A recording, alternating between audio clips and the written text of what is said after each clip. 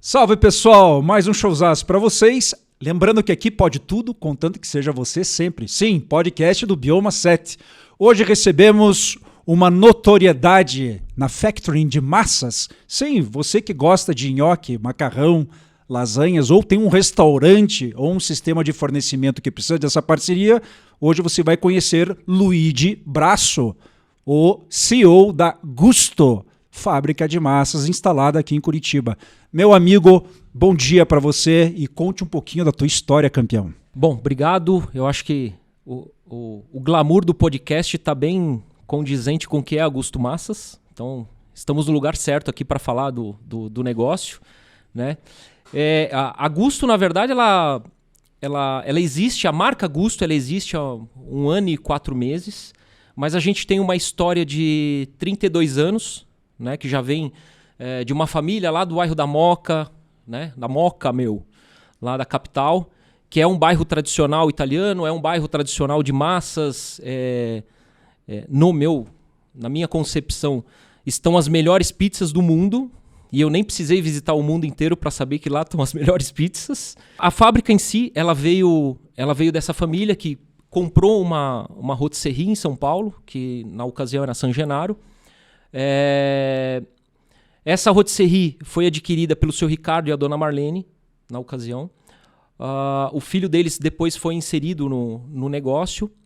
E depois de, se eu não me engano agora, 7 ou 8 anos que eles estavam em São Paulo, eles vieram para Curitiba.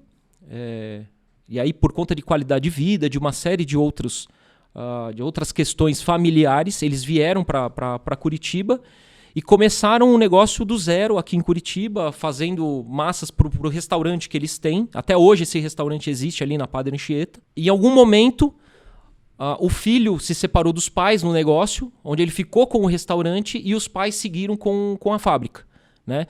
Então hoje a gente está no bairro Santa Felicidade, já tem 13 anos no mesmo lugar, 14 anos agora, né? Tem 1 ano da minha gestão.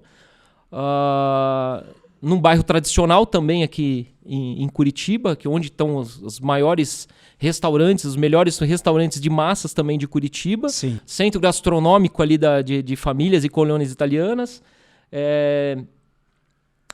A gente continuou com a tradição dessa família, né, em termos de receita, conceitos, mas a gente queria trazer algo mais, que era o varejo. Né? Essa família estava trabalhando com o conceito B2B, né, com grandes clientes. A gente tem grandes clientes aqui em Curitiba, dentre eles aí SESI, SESC, Recanto Gaúcho. Então, várias churrascarias, vários restaurantes, várias cozinhas industriais, várias casas de eventos, buffets, são nossos clientes hoje. Só que isso, dentro da minha concepção, da minha visão e do que eu tinha de plano de negócio, estava muito pequeno ainda. Então eu queria trazer o varejo para expandir isso para Curitiba, Santa Catarina, São Paulo e assim por diante. Luigi, você está falando aí em desafios, né? Tem no teu arcabouço aí, no teu background aí, já vi que tem gestão, tem marketing. Daqui a pouco a gente vai chegar na tua embalagem aqui, teus produtos, que é magnífica, certo? Mas falando de desafios primeiramente. Você em off ali me falou que a primeira massa que você manuseou e que você abriu na mesa foi em que momento? Fazendo pizza, né? Fazendo pizza. Então, a minha base de massa é pizza. Então, se a gente for colocar... Eu tinha planos em, de repente, abrir uma pizzaria, abrir alguma coisa relacionada a massas? Nunca. Eu sempre tive uma visão, né? Até eu estava falando com o meu contador uns 3 meses atrás, e eu falei, eu tenho 20 anos de mercado e tal. Ele falou, cara, acho difícil você ter 20 anos de mercado, porque de registro você tem 25. Né? Contando aí o que registro em carteira, você tem 25 anos. Aí eu fiz uma conta básica com ele, na verdade eu não tenho 20, eu tenho 30. Então...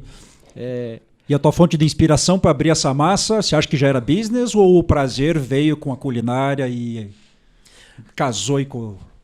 Cara, na verdade, assim, o que me trouxe até aqui? Por exemplo, teu pai abria massas para você, tua mãe, teus avós? Não, eu sempre via, no caso, algumas nonas que eu tive, algumas avós que eu tive, Eu tive poucas que faziam a massa, né? Mas aquelas que faziam, eu sempre tive eu tenho lembranças dessa lá, fazendo a massa, que na verdade fazer a massa ela era um evento, né? Até hoje é um evento. Então hoje se você parar para fazer um nhoque, parar para fazer um espaguete para sua família, você vai demorar muito tempo, porque você fazer isso em casa, você leva um tempo. Então isso é um evento, né? Fazer isso é um evento. Todas as vezes que eu faço isso na minha casa, e até hoje eu faço esfirra, faço pizza, ele é um evento. Desde preparar massa, pegar as crianças, colocar lá para abrir a massa, rechear. Isso é um evento, né? Porque algumas vezes eu poderia comprar pizza pronta ou poderia comprar aquela massa pronta, colocar o molho, jogar o queijo e jogar dentro do forno. Não deixa de ser um evento, mas o evento de fazer a tua alimentação é diferente. Tá, eu estou batendo nisso aí porque sempre que a gente vai pegar um produto no mercado, tem um outro fabricante que põe receita caseira ou receita da nona. Na grande maioria isso é marketing, mas não é o teu negócio. O teu negócio tem muito disso no produto. Sim. Então eu estou trazendo essa história aí para fixar para quem está assistindo o podcast e entender que teu produto já tem um diferencial na largada nesse quesito qualidade. Exato. O que é importante ressaltar, né? A gente não deixa de ter o lado artesanal Sim. no negócio, porém a gente é uma indústria. Então, a gente tem vários processos que são manuais, mas vamos dizer que 80% do negócio está baseado em indústria, né? Eu tenho máquinas produzindo a massa e pessoas finalizando a massa. Uhum. Né? Eu até trabalhei na Calçados Azaleia e o próprio Nestor de Paula, que era o fundador da Azaleia, ele dizia, atrás da máquina tem gente. Né? E por mais que a gente fale de tecnologia, o negócio, você pode falar em artesanal, mas ele sempre vai ter uma parte industrial e humana, principalmente em massa. Né? Tá. E eu já posso cravar aqui contigo no podcast que esse é um dos teus diferenciais? Com certeza. Então, cada vez mais a gente quer levar esse produto industrializado com conceito artesanal, com conceito de família. Eu acho que isso é o mais importante. Legal. Né? A gente tem um conceito de família, porque a gente sempre coloca o seguinte, quando você coloca um prato da Gusto dentro do teu freezer ou dentro da tua geladeira, leva ele para o forno, leva ele para o micro-ondas, você vai ter um momento onde você vai ter a tua refeição, e a gente sempre espera que essa refeição seja feita de forma com família, ou no momento que você tenha o teu momento. Né? Então, a gente se preocupa com a visão daquele momento da degustação. E vou dar um exemplo muito claro para mim, que sempre eu uso. Quando eu peço uma pizza, eu peço essa pizza esperando a pizza, com aquela expectativa.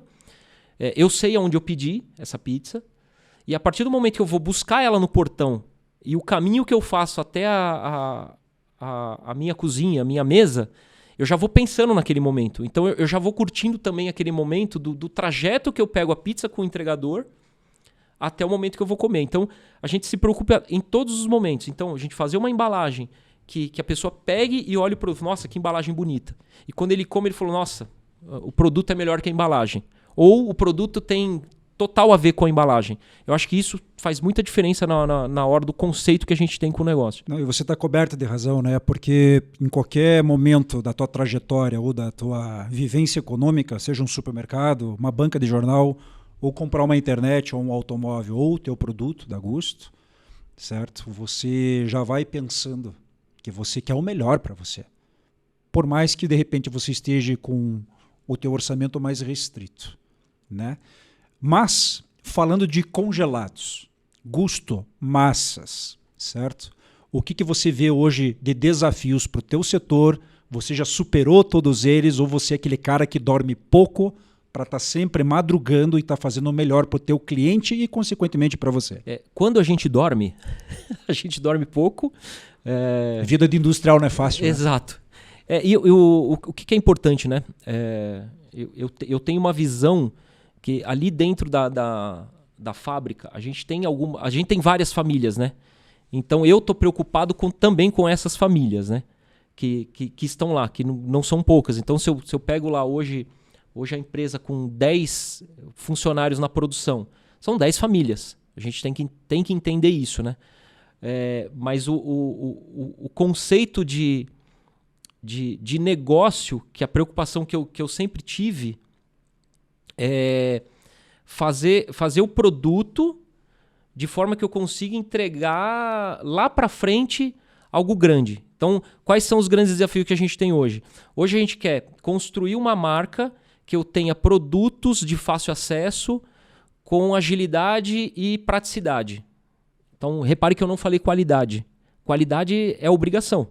Então, se eu não coloco um produto que não tenha no mínimo qualidade, agilidade, praticidade, pouco importa. Interessante. Então, a qualidade ela é uma obrigação. E é uma obrigação de qualquer empresa. Seja ela de gastronomia, de tecnologia. A qualidade ela é obrigação. E o teu consumidor não quer saber se para você manter a qualidade você tem que estar com o melhor fornecedor, fazendo o melhor relacionamento, Exatamente. tem que estar madrugando, tem que estar viajando, abdicando de sono, abdicando de família e um monte de coisa. Ele não quer saber. Não. Ele quer lá comprar a gosto, que é pôr no micro-ondas ou no forno a lenha, que você me indicou que é o melhor, né? Para daí degustar a tua massa. Bacana. Produto e experiência de consumo. Hoje você trouxe aqui para o micro-ondas magnífico da nossa produtora aqui 4 produtos, 4 tipos de massa, certo?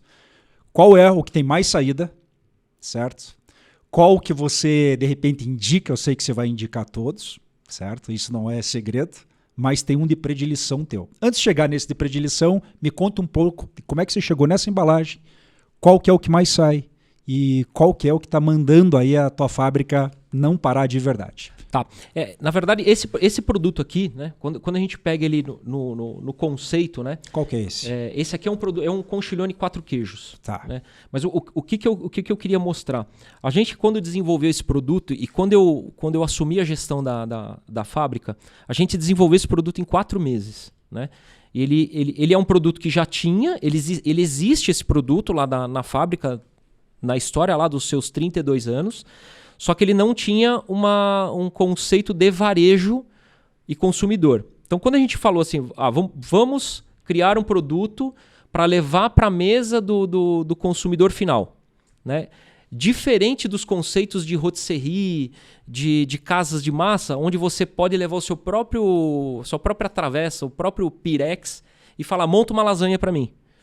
Então, esse conceito aqui do congelado, ele traz um conceito sem conservantes, que hoje é importante a gente dizer isso. Então, questão de prazos de validade, a gente tem um prazo de validade menor, mas não menor do que o mercado precisa. Tá?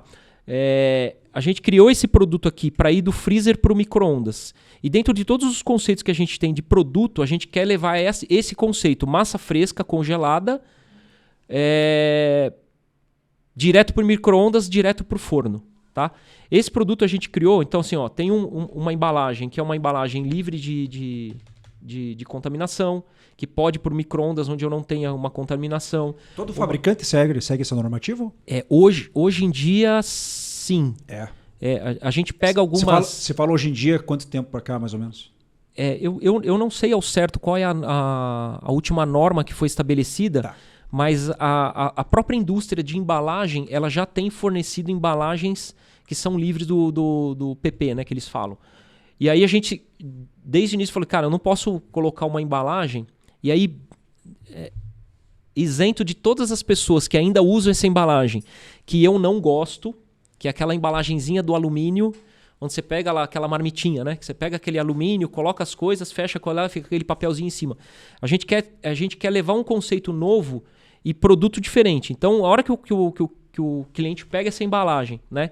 Que ele tem essa experiência de abrir a embalagem, ver o produto, né? Ter aquela experiência assim de abrir o produto sem rasgar, sem nada, onde ele tem eficiência de usar o produto. Isso tudo foi pensado, não foi nada, nossa, cara, que legal, aconteceu, que sorte que a gente deu. Não, foi tudo pensado. Entendi. Né? Então a gente tem, foi profissionais que foram envolvidos para desenvolver esse produto. E aí falando de carro-chefe, hoje a gente tem a lasanha, né, que não está aqui, né, mas a lasanha presunto e mussarela no molho bolonhesa é o carro-chefe. Acredito também porque, estatisticamente, a lasanha ela é uma das massas mais consumidas também. Aí eu queria chegar, eu queria que você saísse da tua boca isso, certo? Uhum. Eu não tenho experiência nenhuma com alimentação, a não ser consumidor, certo? Então, a lasanha, ela é o item mais consumido hoje estatisticamente? Hoje, quando a gente fala de recheado, né, quando a gente fala só de massa, o talharim, espaguete e nhoque, eles são os produtos mais consumidos em massa. Tá.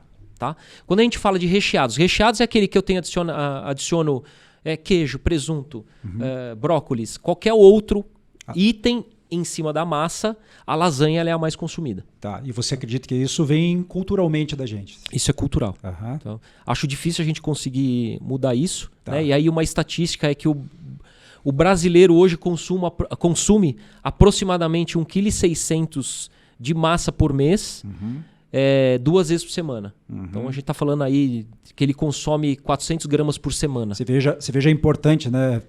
Perdão me intrometer nisso agora, mas a importância do trigo na cesta básica, né? Exatamente. É fundamental. Exatamente. Então, você não tem a lasanha aqui hoje, Não certo? E você tem quantos produtos hoje? Hoje, desses pratos congelados, a gente tem 6 sabores. 6 né? sabores. Então, vamos lá. Conchiglione 4 queijos, molho sugo. Tá.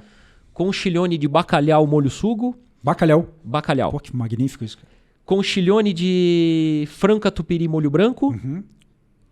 Conchiglione de ricota e figo. Tá. Torteio de abóbora, que tá aqui também. Tá. E torteio de abóbora. E a lasanha. Lasanha eu falei? O cara, quando vai crescendo a fábrica vai ficando maior que ele acaba É que eu tenho uma memória até 5. Passou de 5, começa a ter problema. Não tem problema. Você está nas gôndolas frias dos mercados. Não, a gente ainda não está nos supermercados. Tá. Né? Até porque, assim, como esse produto ele foi desenvolvido muito rápido. 1 ano e 8 meses, você disse. Na verdade, esse produto foi desenvolvido em 4 meses. 4 meses. A gente está rodando com ele faz 1 ano. Tá. E a gente está buscando já parcerias.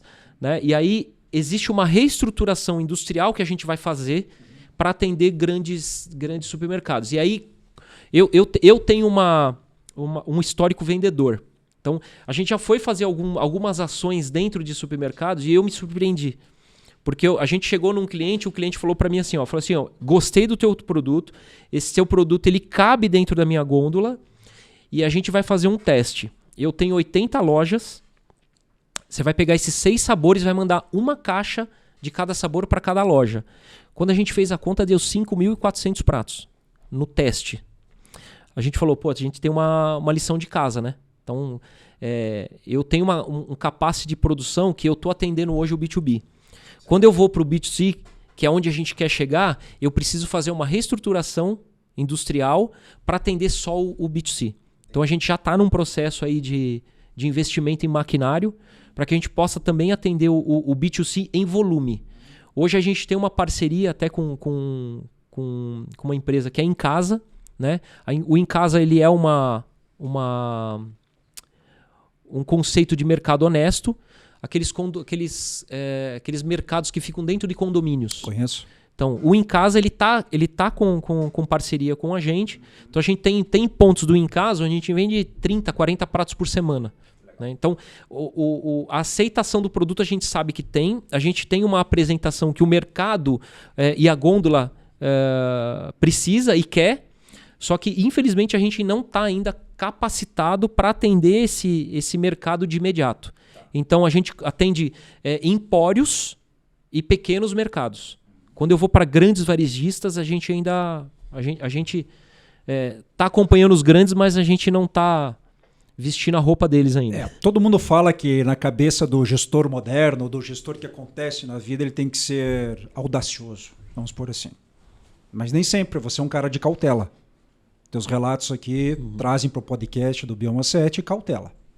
Você acredita que a tua cautela está funcionando certinho ou você já passou pelo momento que não, eu vou ter que arriscar e você pediu aval para tua esposa, para teus filhos, para o teu gestor de marketing lá e fala, não, eu quero fazer desse jeito, vamos arriscar. Como é que é a tua pegada hoje? É engraçado, porque eu posso dizer que eu acho que eu sou um cara muito mais corajoso do que ajuizado. Então, quando eu coloquei esse produto aqui, eu falei, cara, eu vou fazer esse produto agora. Todo mundo falou, você acabou de assumir a fábrica, não é a hora, não é a hora, não é a hora, não é a hora. Depois de 4 meses, a hora chegou. Então, o que eu acho, tá? Aí Mas risco calculado. Não, risco calculado. Eu acho Tá. que teve alguns momentos que a gente teve que fazer alguns riscos que não foram Sim. calculados, e aí a coragem e a audácia tiveram que falar um pouco mais alto. A oração, a concentração. Exatamente. Acreditar no... Mas sempre regrado com aquilo que um dia a gente aprendeu. Sim. Né? Então eu vim aí nesses 30 anos, você fala assim, abrir loja. Eu abri loja para a marca da Azaleia, abri loja para a marca Cielo. Eu tinha experiências do negócio, só que baseado em empresas grandes. Então, a partir do momento que você fala, putz, o cara criou um projeto de loja para determinada empresa. A gente tá completamente apoiado de profissionais que estão te ajudando. Quando eu falei assim, vou abrir uma loja de fábrica. Mais um momento, todo mundo, cara, não é a hora, é investimento. Eu falei, vamos botar para cima. A gente foi lá e abriu loja de fábrica em varejo. Então, assim, eu acho que dentro da concepção, dentro do pensamento de empresário, a gente tem que colocar a coragem à frente da responsabilidade. Óbvio, nunca a coragem ela não pode estar baseada em irresponsabilidade. Por exemplo, a preço de cabeças. Exatamente. Okay. Isso eu acho um pouco complicado e aí seria imprudência da minha parte, né? Não seria falta de juízo, seria imprudência da minha parte eu fazer alguma coisa que eu prejudicasse o negócio, né? Entendi. De novo, eu volto. O consumidor que está pegando o teu item na fábrica e futuramente nos pontos de gôndola dos mercados, ele não sabe de tudo isso. Mas o recado aqui do Bioma 7 é não só para o consumidor, mas para a gurizada nova aí que tem uma cabeça formidável, ao meu ver. É um jeito de pensar diferenciado e que vai estar assistindo o teu podcast aí e, porra, eu vou anotar isso. Né? Por quê? Aqui na nossa curadoria, a gente traz no guarda-chuva de gestão várias modelagens. Né? E o teu negócio aí vai ser utilizado, sim, pelo menos com anotações e pela gurizada, você tem a certeza disso. Me conta uma coisa, você falou que na Moca é para você a melhor pizza do mundo. Sim. Aonde está a melhor lasanha no mundo? Na tua opinião. Eu acho que a melhor lasanha do mundo, em conceito, e aí eu trago bastante essa lembrança que eu tenho. Se a gente pegar o bairro do Bexiga, em São Paulo, a gente tem lasanhas maravilhosas. A gente tem, acho que 2, 3 restaurantes lá que eu posso falar para você que tem a melhor lasanha do mundo. Tá, tinham. E você consegue trazer para quem gratina a tua lasanha no forno um pouco disso? Então, eles tinham, né? Porque hoje a melhor é a nossa. Não tenho dúvida. Você tem um aprendizado. A gente como tem consumidor, tá teu histórico de fabricante, perdão. Isso. Né? A gente tem uma ideia do seguinte, né? E aí eu falo a gente, né? Mas eu tenho uma ideia do seguinte. Quando você fala, ninguém vê o que a gente passa, deixa de dormir e tudo, né? Eu tenho um ídolo, né? Sou um cara dos anos 70 e eu tenho um ídolo que era o Ayrton Senna. Sim. Ninguém via quantas vezes ele corria sozinho na chuva para falar que ele era o melhor na chuva. Sim. E ele era o melhor na chuva. Hoje não tem um cara, não existe um cara hoje na Fórmula 1, e a gente tem grandes nomes na Fórmula 1 hoje. E tecnologia a favor e tudo mais, que correm como o Senna corria na chuva. Só que quantas vezes alguém viu ele correr na chuva, quantas vezes ele falou assim, ó, eu tenho dificuldade em correr na chuva, eu vou correr na chuva para aprender a correr na chuva. Quantas das vitórias que ele teve porque ele correu na chuva? E a gente não sabe quanto que um profissional desse abdicou de outras coisas. Exatamente. Então, né? assim, quanto tempo ele abdicou correndo na chuva para chegar onde ele chegou? Então, eu acho que tem muito desse aprendizado, né? Entendi. Por que eu sei tanta coisa? Por que eu fui atrás? Eu acho que esse último ano e meio que eu tenho de gestão da fábrica, acho que foi o ano que eu mais procurei conhecimento das coisas. Tá. Porque você fala assim, ó, o Luigi é lá do bairro da Moca, o Luigi conhece o Bexiga, o Luigi conhece massa, mas do negócio eu não conhecia nada. Entendi. Pessoal, os meus amigos de São Paulo que estão assistindo aí, o pessoal aqui de Curitiba que vai muito a Santa Felicidade, vou fazer um convite, então, junto contigo para conhecer a tua fábrica, Gusto Massas. Gusto Massas. Passa já o teu contato e o teu site, por favor, cara. O nosso Instagram é @GustoMassasOficial. @Gusto Massas Oficial. No Instagram. Inclusive, a gente tem uma reestruturação agora. A gente agora começou uma reestruturação de comunicação dentro da fábrica também, onde a gente vai ajustar toda a parte de mídias sociais, Que legal. site, e aí a gente vai já começar o preparo para um e-commerce, para deixar tudo estruturado e cada vez mais levando isso para o varejo. Né? Então, lá na Rua Marcos Mocelin, número 512, em Santa Felicidade, que está a Augusto, tem uma lojinha já de fábrica, que é uma loja piloto, onde a gente vai trazer um conceito do autosserviço. Então a gente vai ter o freezer disponível com as opções de massa, e aí a gente tem opções do prato congelado, já que você leva e já prepara em casa, ou as maiores opções que a gente tem é de você levar a massa para casa, fazer o teu molho, escolher o teu molho e você preparar o prato também. Só que tudo isso dentro de um conceito autosserviço. O cliente vai chegar na loja, vai escolher a massa que ele quer, vai passar no caixa, paga e vai embora. Não tenho nada de... Preciso de 1 quilo disso, 1 quilo daquilo, meio quilo. Não, a gente tem um padrão de 500 gramas para cada pacote. Uhum. E o cliente leva para casa e prepara em casa também. Esse é o principal conceito que a gente tem. É muito parecido com o modelo da Swift, a Swift de carnes, né? Carnes congeladas. Okay. Ele não tem um modelo de atendimento. Então, se você vai fazer um churrasco, vai numa loja da Swift, você entra lá, tudo freezer, você pega uma cestinha, escolhe a tua carne para o churrasco, coloca numa cestinha, passa no caixa, paga e vai embora. Não tem, eu quero meio quilo, 700 gramas. Não tem, é pacotes. E é esse conceito que a gente está levando, só que para massas. Entendi. Anteriormente ou hoje, se eu tiver um restaurante em Curitiba e quiser a tua massa, eu não sei se você já fez esse tipo de fornecimento. Como é que está a tua abertura de mercado para esse público restaurante que precisa da massa? Hoje, o nosso negócio ainda está baseado aí, tem 80% do negócio ainda é baseado nesse cliente, no B2B. Tá. Então, todo cliente que quiser... que tem um restaurante, Mas ele pode comprar a tua massa para confeccionar o nhoque dele? Pode. Esse é o maior negócio da fábrica hoje, tá, né? Então, hoje a gente atende, por exemplo, o Recanto Gaúcho aqui em Curitiba. O Recanto Gaúcho, ele compra o conchiglione, ou a casca do conchiglione, como a gente diz, e faz o recheio na churrascaria.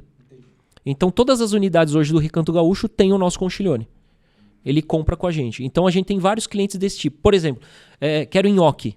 Ele vai comprar lá a quantidade de nhoque para atender o restaurante dele e prepara lá no restaurante. Então, esse é o maior negócio da fábrica hoje. Tá? Ainda é o maior negócio da fábrica hoje. E vou fazer uma brincadeira agora, para fechar negócio contigo, é que nem pôr o nhoque para cozinhar. Exatamente. Subiu, já está entregue. Tira, tá entregue.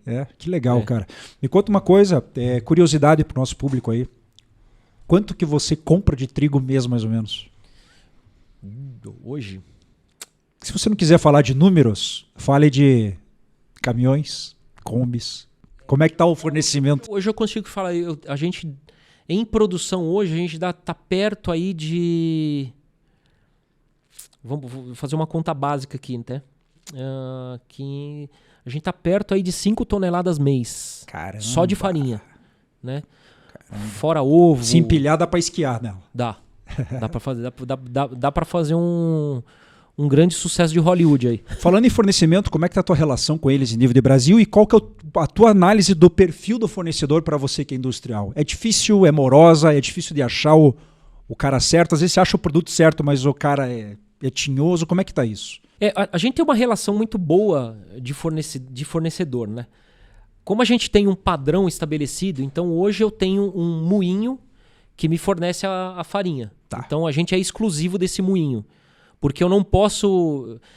Quando eu entrei, a gente tentou fazer algumas alterações ali em questão de farinha, por exemplo, que é o meu insumo principal. Não existe. Quando a gente quer manter a qualidade, a gente tem que priorizar a melhor, né?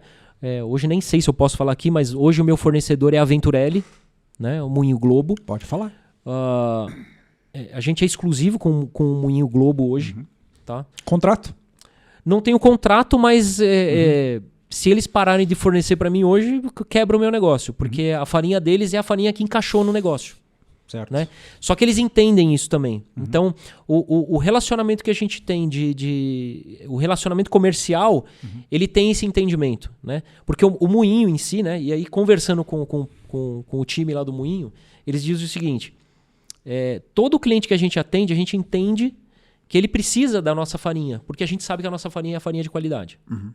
Então, ele se preocupa, inclusive, em programação. Então, eu tenho uma programação agora, hoje a gente está na segunda semana do mês. Então, eu tenho uma programação até a segunda semana do mês que vem. Então, eu já tenho uma programação que eles vão já me atendendo. Então, assim, eu não tenho uma ligação deles, não vou conseguir te entregar essa semana. Não existe isso. Tem ao contrário. Eu falo, tinha que entregar amanhã, posso entregar hoje? Então, eles já têm essa preocupação, né? Tá. Que é a preocupação que a gente tem também com todos os fornecedores. Tá. Então, a gente tem... eu tenho um backup para farinha? Eu tenho um backup para farinha, mas não é o que eu preciso. Mas se um dia tiver qualquer dor de barriga, como já aconteceu, tá? O moinho tem esse preparo, mas você fala, tombou um caminhão. Supply chain, né? Então, assim, ele tem um suporte para isso também. Mas caso ele não tenha, eu tenho como fazer. Então eu tenho lá um Sam's Club, eu tenho um Max Atacadista que tem essa farinha lá. Eu tenho como acessar e ele fala, tem um volume que você precisa em tal fornecedor. Entendi. Você consegue buscar. Entendi. Entendeu? Tarefas diárias que um dia já foram desafios. Exatamente. Agora, falando de desafios para você de hoje para amanhã, 2024, 2025, o que você vê hoje, não só para o teu negócio, mas para o empreendedor de um modo geral? Desafios. Hoje o nosso desafio está dentro de um projeto que a gente vai estourar até dezembro desse ano. Vai acontecer, que são lojas de fast food, onde a gente vai fornecer para o cliente final a massa pronta para o consumo imediato. Então ele vai passar numa loja da Gusto, vai comprar uma massa, ou vai pedir em casa e vai consumir na hora, ou vai receber em casa essa massa pronta para o consumo. É como se ele pedisse uma pizza. Entendi. Então ele vai parar de pedir pizza e vai começar a pedir massa. Certo. E essa sacada foi esse ano ou você já está com isso engavetado de tão Não, bom isso foi esse ano que a gente E por que você chegou nessa... É mais um canal do varejo que a gente quer crescer. Então, certo. Cada vez mais a gente quer crescer no canal varejo. Oportunidade de mercado. Exatamente. Então, foi uma oportunidade, não é um negócio novo, posso te dizer que não é nada de exclusivo. Certo. Então, a gente já tem vários concorrentes atuando já com esse formato. Inclusive, a gente tem 2 em Curitiba que são muito fortes nesse conceito. E a gente vai entrar não para brigar, mas para dividir mercado com esses concorrentes também. Você fala uma coisa bem interessante. Ontem ainda, a hora do almoço mais ou menos, eu falei, vou comer algo diferente hoje. Eu desci numa panificadora bem simples, na Água Verde, e fui comer um x-salada. Ora, a gente tá na época do hambúrguer artesanal? Sim. Claro. Pelo menos é o que as mídias aí estão expondo pra gente. Inclusive os algoritmos, né? Mas a gente também tá na época do fast food generalizado para tudo. Sim. Mas, cara, eu fui numa panificadora que faz um x-salada há 35 anos. E é o mesmo x-salada. Mesmo gosto, né? Mesmo gosto. E daí? Né? Por que eu estou falando disso? Você está explorando o mercado e você falou assim, não é algo de novo, mas você pode vir inovando com qualidade. Exato. E aí o que eu quero levar, né? Nesse conceito de fast food e que não é novo? A gente tem o prato congelado que o cliente vai consumir ele vai pegar do freezer, vai colocar no micro-ondas e vai consumir. Quando ele for numa loja Gusto para consumir o produto pronto e imediato, ele vai ter o mesmo sabor. Ok. Então eu não vou ter uma diferença para prato congelado e nem para fast food. Então a gente quer o cliente que come o congelado e come o fast food que ele tenha o mesmo sabor. É a mesma coisa que eu comer o Big Mac em São Paulo e comer o Big Mac em Nova York. É o mesmo sabor. Então é esse conceito. Então a gente quer levar um conceito modelo de franquia sem franquear. Ok. Tá? Para padronizar, né? Usar um modelo de padronização no negócio. Você vê isso como uma tendência ou você vai arriscar nisso? Eu acho que é uma tendência do mercado. Tá. Né? Então, se a gente colocar por limitação, hoje a fábrica, para atender restaurante, para atender evento, existe uma limitação. Né? Não vai crescer exponencial o número de restaurantes, número de buffet, que eu possa crescer o negócio. Certo. Então, quando a gente fala assim, eu quero faturar 2 milhões no mês. Se eu ficar só nesse mercado, eu nunca vou chegar nesse número porque existe uma limitação de mercado. Quando você vai para o varejo, isso não tem teto. Sim. Né? O varejo pode aceitar muito bem o negócio, você pode faturar em vez de 2, faturar 3, mas você pode faturar 1 ao invés de 2. Mas o varejo ele te dá uma projeção de negócio muito maior do que essa limitação que o B2B dá, né? Certo. Para a galera que está inovando, para a galera que está começando, eu queria que você deixasse 3 mensagens. Mas a primeira, qual foi o momento mais marcante da tua fábrica? Da fábrica, eu acho que o lançamento dos produtos congelados, eu acho que foi um porque a gente fez muito rápido, né? A gente desenvolveu muito rápido. Uhum. A abertura da loja de fábrica, também a gente fez tudo muito rápido. A gente pensava, coloca no projeto e tira isso do papel rápido. Então, esses momentos foram momentos bem marcantes. Então, a partir do momento que a fábrica não tinha uma fachada, por exemplo, ela não tinha um letreiro indicando que ali era uma fábrica. A gente vai lá, coloca esse letreiro, sinaliza que a gente é Gusto. Acho que o momento que a gente criou essa marca, a marca tem 1 ano e 4 meses, né? Como eu disse. A fábrica não tinha uma marca em si. A fábrica era uma fábrica de massas. Então, por exemplo, hoje quando você come num Recanto Gaúcho, come num Suprema Grill, come em outros restaurantes que tem a nossa marca, você não vê a minha marca. Então a gente está levando a marca para esses lugares onde as pessoas também entendam lá. Aqui tem Gusto, de repente. Né? Faço um acordo com o restaurante e falo, cara, coloca no teu supply de mesa aí, aqui tem Gusto. De repente isso vai começar a envolver, dar qualidade para ele. Fala, putz, cara, por isso que eu gosto aqui. O cara mantém qualidade, compra com qualidade, já conheço a marca. Então a gente vai expandindo. Então acho que a criação da marca, a abertura de loja e lançamento do produto congelado, eu acho que foram os momentos que mais marcaram o negócio. Certo. Já que você tocou em branding, então vamos fazer um ensaio aqui. Minha leitura, tá? Eu vi a tua logomarca, eu notei ali um movimento de massa, eu vi um molho e eu vi um manjericão. Tô enganado?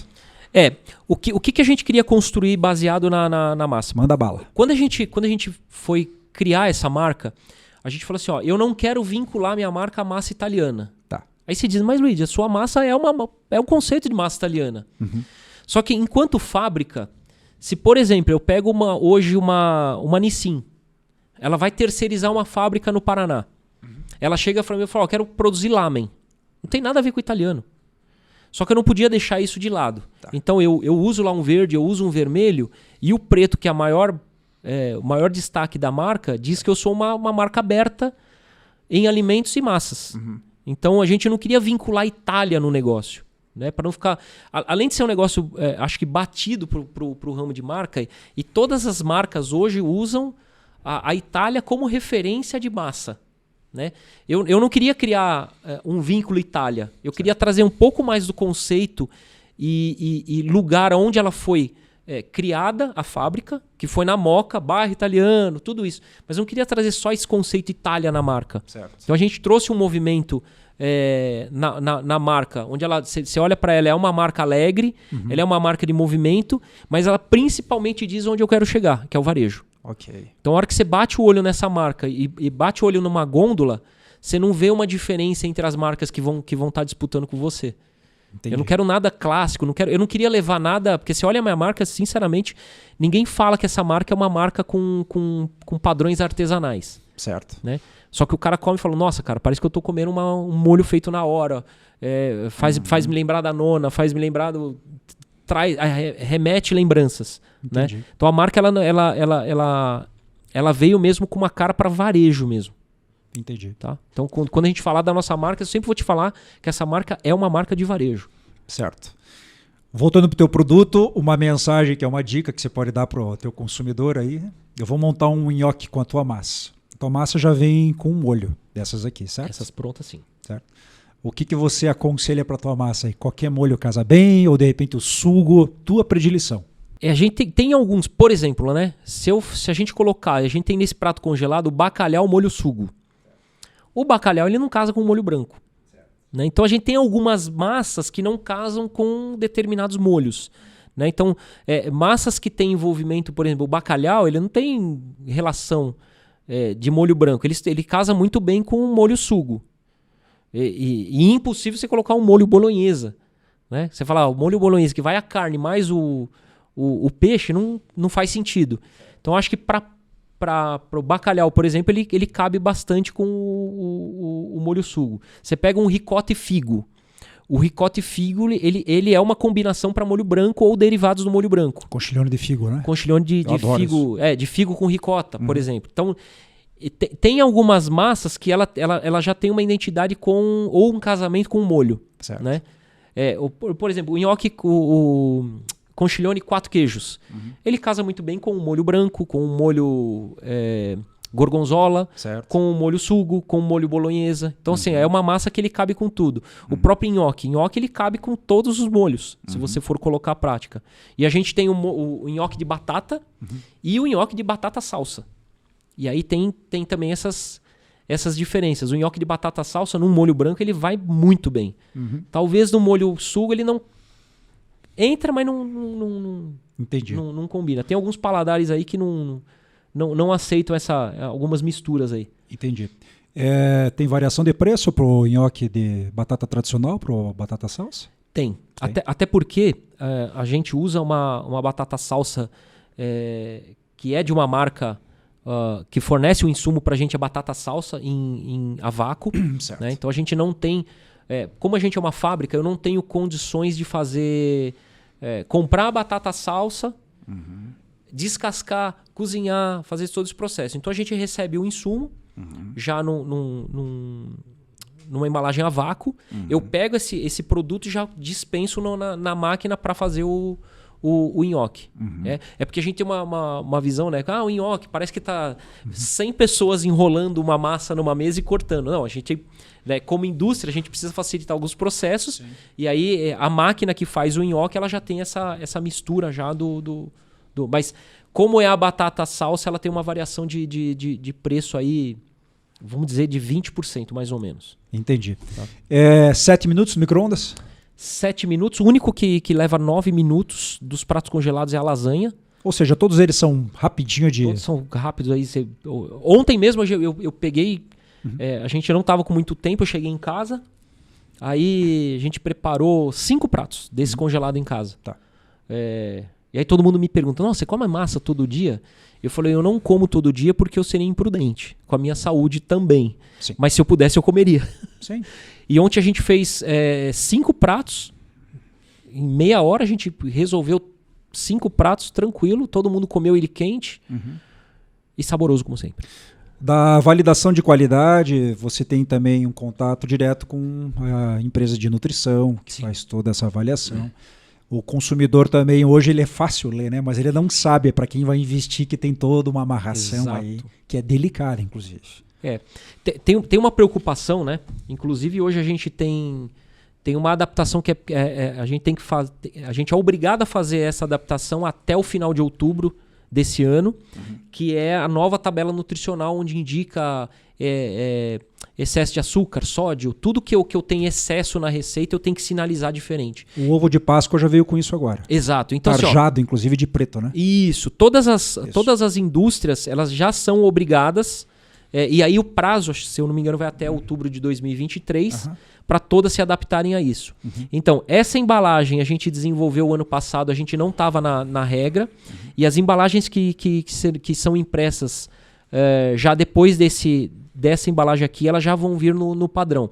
E quando a gente fala, né, a preocupação, tem todo um estudo para a gente adaptar essa nova tabela. Tá. Então a gente tem diferenças de embalagem, tem tudo isso que a gente tem diferente para cuidar. Entendi. E quando eu levo isso para o varejo, esse cuidado ele tem que ser bem colocado. Por exemplo, essa embalagem ela está pronta para ir para qualquer supermercado. Certo. Código de barra, ela já tem tudo. Então ela está pronta para o supermercado. Tá? Então, a gosto para desmontar, eu cheguei em casa, ou no meu trabalho, eu retiro. Tira a roupa dela. E já tem um indicador ali, abre aqui. Isso. E 7 minutos. Essa daqui até quando a empresa foi apresentar pra gente essa embalagem, ela chama Easy Open. Easy Open. Que é abrir fácil, né? Porque a gente fez alguns testes com lasanhas, com pratos que já estavam no mercado, e a minha maior preocupação, eu não digo nem maior preocupação, a minha maior irritação com o negócio era quando você puxava aquela máscara que tem, essa lâmina, ela rasga. E aí eu falei pro rapaz lá do desenvolvimento da indústria. Eu falei, cara, eu não quero uma película que rasga na minha mão como é essa daqui. Coloquei um monte de concorrente na frente dele, e não que sejam ruins, tá? É só uma questão que a gente tinha uma preocupação, como eu disse, do momento que eu vou buscar minha pizza lá na porta até a hora que eu vou pra mesa, eu curto isso. Sim. Então assim, ó, esse de abrir que eu chamo, e aí a gente pode até abrir uma aqui, porque essa embalagem ela é obrigada, você é obrigado a abrir ela inteira. Tá. E aí quando você abre ela inteira, você pode deixar aqui, ó. Ela não rasga. Certo. Tá? Para não sujar o micro-ondas, eu posso só deixar ela por cima, mas ela tá aberta, ela não pode ficar fechada. Tá. Ela protege o teu micro-ondas já para não sujar, espirrar. O molho, mas ela é fácil de abrir. E se eu me corrija se eu estiver errado, se eu adotar da cocção no forno a lenha, qual que é o processo daí? Na verdade, a gente fez uma piada, né? Tá. A gente não tem essa opção. Mas eu quero fazer no forno a lenha. Você pode botar num refratário a massa. Tá. Esse do prato mesmo. Se você tirar do prato congelado, colocar num refratário e usar um forno a lenha para assar, ela vai assar da mesma forma. Apesar que tem o micro-ondas com gratinador hoje em dia, Exatamente, né? Exatamente. Então assim, ó, só que esse daqui ele tá num timer. E aí, de novo, né? Quantas vezes eu usei o meu micro-ondas, usei micro-ondas de amigos para fazer teste desse prato. Chegou pra falar assim, ó. Chegou a queimar quantos, cara? Nossa, cara. Pra dar errado aqui, a gente usou muito, viu? Porque a gente tinha micro-ondas, pra você ter uma ideia, a gente tinha micro-ondas que ficava pronto em 5 minutos. Olha aí. Só que assim, era micro-ondas que era micro-ondas industrial. Ah, bom. Micro-ondas industrial. Quando a gente fala, micro-ondas industrial, se a gente vai levar para o varejo, a maior residência, cara, quantas vezes você vai usar um micro-ondas industrial? A gente chegou aos 7 minutos. Certo. Então, 500 milhões de teste. Certo. E aí, meus amigos adoraram, né? Porque muitos... Não, traz aqui, faz o teste aqui em casa, né? Porque nesse teste o cara já foi aproveitando o negócio, né? Certo. Então e aí o que eu acho que é importante, né? Quando eu falo de... Você não percebeu, mas o pessoal da equipe aí já tá fazendo assim com a mão, ó, cara. Pois é. Não, eu trouxe eu trouxe exatamente essa equipe pro pessoal da equipe aí, pra equipe editar meu vídeo direitinho, deixar meu vídeo com bastante carinho. Aqui, graças a Deus, o pessoal às vezes bate também o giro sem dormir, ainda assim edita tudo certinho. Cara, eu passei uma fase da minha carreira que eu estive em agência e cada um tinha travesseiro, tinha sua cobertinha, porque... Imagino. Várias vezes a gente também passou algumas noites dentro de agência também, isso é claro. E são histórias legais de trazer, porque eu acho que isso agrega para quem vai consumir o teu produto. Sim. Certo? Porque demonstra todo um zelo, um cuidado, uma validação de produto, que é muito falado hoje em dia, dentre outras coisas. Terceira mensagem final para o público B2B ou pro C aí que você faz negociações. O B2C ele pode visitar a nossa loja, que é uma loja... Em Santa Felicidade, repete a rua? Rua Marcos Mocelin, número 512. Marcos Mocelin, número 512. Lá em Santa Felicidade. Uhum. Pode ir lá consumir os nossos produtos. E o B2C pode entrar em contato com a gente também pelo vendas... o e-mail, né? vendas@gustomassas.com.br. vendas@gustomassas.com.br. Por que eu falo o cliente visitar? O cliente pode nos visitar ali pelo Instagram, né? @gustomassasoficial. E o B2B entrar em contato por e-mail. Existe um filtro que a gente faz, né, para atendimento exclusivo pro B2B, onde a gente tem um primeiro contato ali ou acionamento por e-mail, e a gente faz uma visita levando já algumas amostras. Então a gente faz a visita dentro do negócio desse cliente, entende qual é o conceito, porque tem muitos clientes que a gente já foi visitar e alguns produtos não cabem para ele por conta de maneiras de produção. Então, por exemplo, a gente tem alguns clientes que compram um conchiglione já recheado.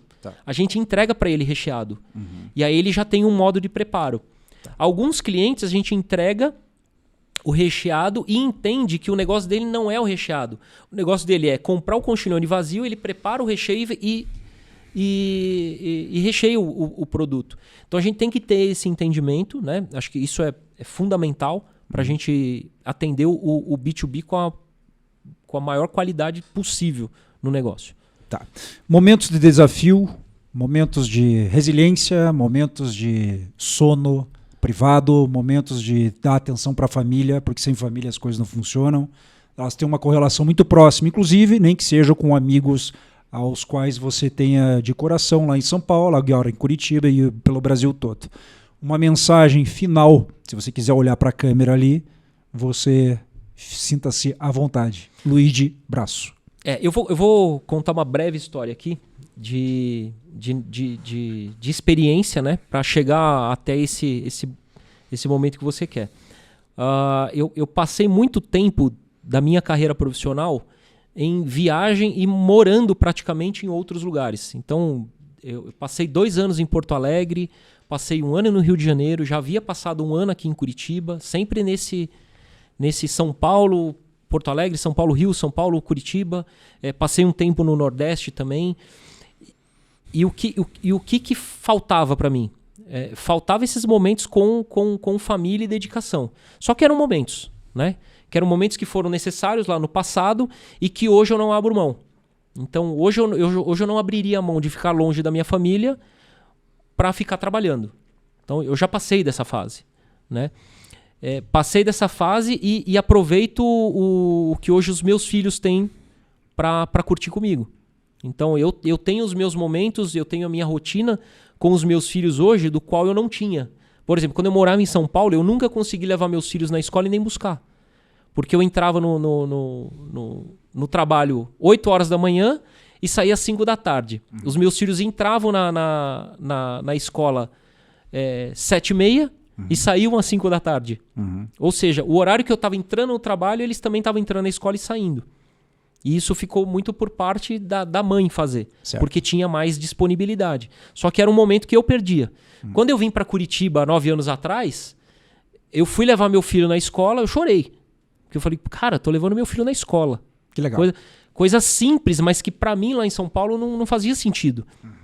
E aí eu comecei a buscar o meu filho na escola. E para mim eu falei, cara, que vida que é essa, né? Falei, São Paulo só pra eu comer pizza agora. Nunca mais. Porque em questão de qualidade de vida, só que naquela fase era necessário. Sim. Hoje não é mais. Sim. Então, não é que eu me arrependo de não ter levado. Não é. É fase. Né? Então, eu vejo pessoas aqui em Curitiba que não conseguem fazer isso. Porque, por exemplo, os meus funcionários entram 7 horas da manhã na fábrica. Qual deles consegue levar o filho na escola? Qual deles consegue buscar o filho na escola? Também não consegue. É a questão do acerto do horário, da qualidade de vida, mas esse momento eles estão abrindo mão desse negócio para trabalhar.